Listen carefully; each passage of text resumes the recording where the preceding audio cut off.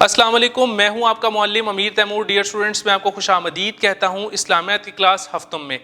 آج ہم باب صوم سیرت طیبہ صلی اللہ علیہ وسلم، جس کا عنوان ہے آپ خاتم النبیین صلی اللہ علیہ وسلم کا انداز گفتگو۔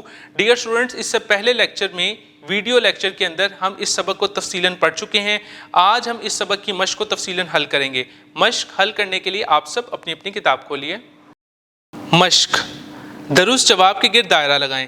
نبی کریم خاتم النبیین صلی اللہ علیہ وسلم کلام کے اعتبار سے شان رکھتے، قلیل الکلام کی، جوامع الکلام کی، فہیم الکلام کی، سہل کلام کی۔ درست جواب جوامع الکلم کی۔ آپ خاتم النبیین صلی اللہ علیہ وسلم کی بعثت اس موقع پر ہوئی کہ جب عربوں کے اندر چرچا تھا جھوٹ بولنے کا، لڑائی جھگڑے کا، جہالت کا، فصاحت و بلاغت کا۔ درست جواب فصاحت و بلاغت کا۔ یہ قبیلے دشمنی اور عداوت میں بہت آگے نکل گئے تھے۔ بنو ہاشم اور بنو مخزوم، بنو امیہ اور بنو عباس، اوس اور خزرج، مستعربہ اور عاربہ۔ درست جواب اوس اور خزرج۔ رسول اللہ خاتم النبیین صلی اللہ علیہ وسلم کی گفتگو میں عام طور پر شامل رہتی سخاوت، مسکراہٹ، طوالت، عنایت۔ درست جواب مسکراہٹ۔ انداز گفتگو میں ٹھہراؤ علامت ہے شائستگی کی، عزت کی، عافیت کی، محبت کی۔ درست جواب شائستگی کی۔ خالی جگہ پر کریں۔ بلا وجہ خالی جگہ بولنا وقار کے منافی ہے۔ درست جواب تیز۔ رسول اللہ خاتم النبیین صلی اللہ علیہ وسلم بات سمجھانے کے لیے خالی جگہ مرتبہ دہراتے۔ درست جواب 3۔ بعض تقریریں بھی خالی جگہ بھری ہوتی ہیں۔ درست جواب جادو۔ گفتگو میں ایسے الفاظ کا استعمال نہ کیا جائے جو سامع کے لیے خالی جگہ ہوں۔ درست جواب اجنبی۔ دیے ہوئے سوالات کے مختصر جواب لکھیں۔ جوامع الکلم سے کیا مراد ہے؟ ایسے الفاظ جو بہت کم ہوں اور اپنے اندر سمندر کا سا مفہوم سموئے ہوئے ہوں۔ آداب گفتگو کے بارے میں ایک حدیث نبوی لکھیں۔ اچھی بات کرنا بھی صدقہ ہے۔ حضرت ابو بکر صدیق رضی اللہ تعالیٰ عنہ نے آپ خاتم النبیین صلی اللہ علیہ وسلم کی فصاحت و بلاغت کے بارے میں کیا فرمایا؟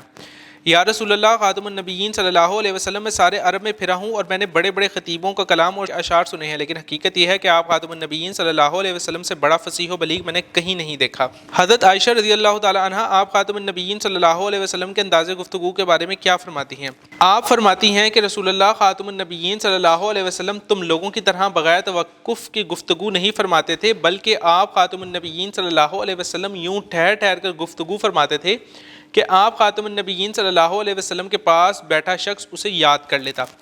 آپ خاتم النبیین صلی اللہ علیہ وسلم براہ راست مخاطب کر کے کسی پر تنقید کیوں نہیں فرماتے تھے؟ کسی شخص کو سمجھانا ہوتا تو نام لیے بغیر وہ بات سب کو سمجھاتے تاکہ کسی کی عزت نفس مجروح نہ ہو۔ گفتگو میں عام طور پر ایک مسکراہٹ شامل رہتی۔ دیے ہوئے سوالات کے تفصیل سے جواب لکھیں۔ رسول اللہ خاتم النبیین صلی اللہ علیہ وسلم کے انداز گفتگو کی خصوصیات پر نوٹ لکھیں۔ انداز گفتگو کے بارے میں بہترین رہنمائی ہمیں رسول اللہ خاتم النبیین صلی اللہ علیہ وسلم کی حیات مبارکہ سے ہی ملتی ہے۔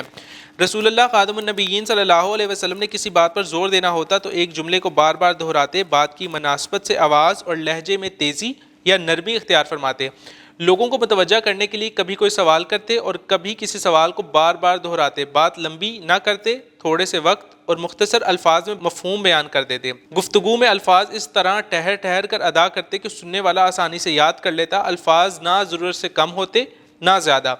کسی کا نام لے کر یا اسے براہ راست مخاطب کر کے تنقید نہ فرماتے۔ کسی شخص کو سمجھانا ہوتا تو نام لیے بغیر وہ بات سب کو سمجھاتے تاکہ کسی کی عزت نفس مجروح نہ ہو۔ گفتگو میں عام طور پر ایک مسکراہٹ شامل رہتی۔ کسی بات پر زور دینا ہوتا تو ٹیک چھوڑ کر سیدھے ہو کر بیٹھتے۔ بات بات سے محبت کا رس اور خلوص و خیر خواہی کا سچا جذبہ ٹپکتا تھا۔ آپ خاتم النبیین صلی اللہ علیہ وسلم کی کوئی بات غیر معقول اور دلیل سے خالی نہ ہوتی تھی۔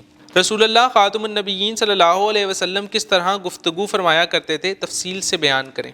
حضرت عائشہ صدیقہ رضی اللہ تعالیٰ عنہ فرماتی ہیں کہ رسول اللہ خاتم النبیین صلی اللہ علیہ وسلم تم لوگوں کی طرح بغیر توقف کے گفتگو نہیں فرماتے تھے، بلکہ آپ خاتم النبیین صلی اللہ علیہ وسلم یوں ٹھہر ٹھہر کر گفتگو فرماتے تھے کہ آپ خاتم النبیین صلی اللہ علیہ وسلم کے پاس بیٹھا شخص اسے یاد کر لیتا۔ حضرت اسماء رضی اللہ تعالیٰ عنہ فرماتی ہیں کہ ایک مرتبہ آپ خاتم النبیین صلی اللہ علیہ وسلم نے تقریر فرمائی جس میں قبر اور عالم برزخ کے حالات و واقعات بیان فرمائے۔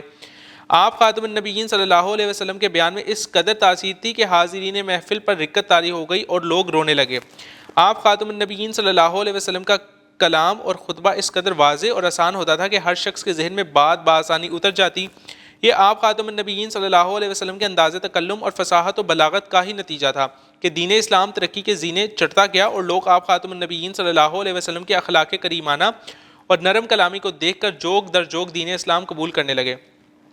اگر بڑے سے بڑا کافر بھی آپ خاتم النبیین صلی اللہ علیہ وسلم کے سامنے آ جاتا تو اس پر بھی آپ خاتم النبیین صلی اللہ علیہ وسلم کا کلام حاوی ہو جاتا۔